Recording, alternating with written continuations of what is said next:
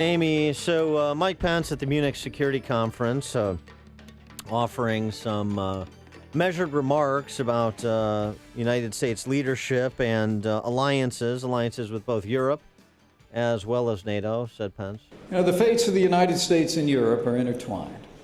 Your struggles are our struggles. Your success is our success. And ultimately, we walk into the future together. This is President Trump's promise. We will stand with Europe today and every day because we are bound together by the same noble ideals: freedom, democracy, justice, and the rule of law. And Pence went on to say the U.S. will be unwavering in its commitment to European security, and that includes strong support for NATO. And they also reminded Iraq and Iran that we're not going to go and steal their oil, well, as General Trump Mattis had once suggested.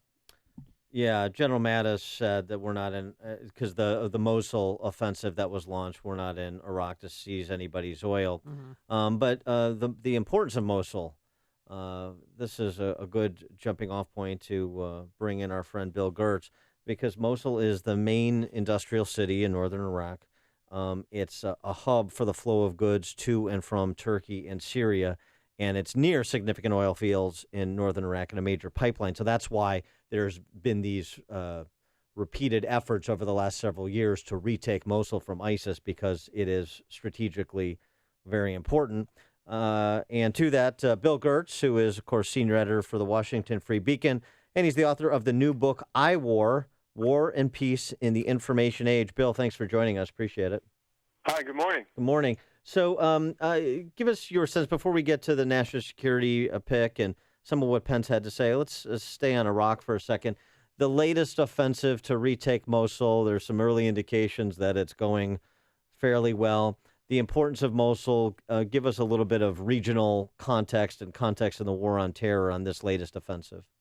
Well, first of all, General Mattis, the new defense secretary, is reviewing the entire U.S. strategy towards the Islamic State.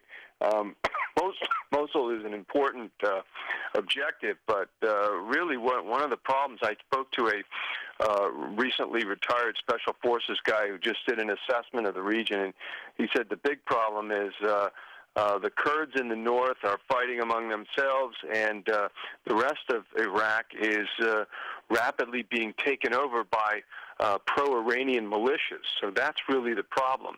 The U.S. has kind of had this passive role there, and which is probably a good thing, because the whole situation's a mess. But the whole country's about to be taken over by the Iranians, which is the bad news. So hopefully when they redo this entire strategy for Iran, they'll look at a different way to do things in dealing with the Islamic State, especially as it deals with the Iraq situation. So then the offensive is Mosul, the offensive to recapture Mosul is intended to what, kind of reestablish an Iraq for Iraqis? Well, no, you actually have, like I say, you have the Iranian government forces working there. You have, the Iraqi government forces. You have Iranian militias, and then you have the Kurdish forces. So there's basically three different military factions that are getting ready to take over Mosul. And, the question is, what happens once you get it? Who's going to take control? Are these three factions then going to start fighting among themselves? So you're saying the U.S. shouldn't help any of these three factions that are fighing? Excuse me? So the U.S., we should just remain passive in this and not? No, we're actively supporting the Iraqi government and the Kurds, but not so much the Iranian pro-Iranian militias. Like I said, we're trying to train them, we're trying to equip them, give them the tools, and like I say, it's been a tough challenge. Get your assessment on Trump's pick for NSA. H.R. McMaster, he's a lieutenant general, 3-star. Mm-hmm. He's considered one of the Army's most important strategic thinkers. He's kind of an out-of-the-box thinking type of guy.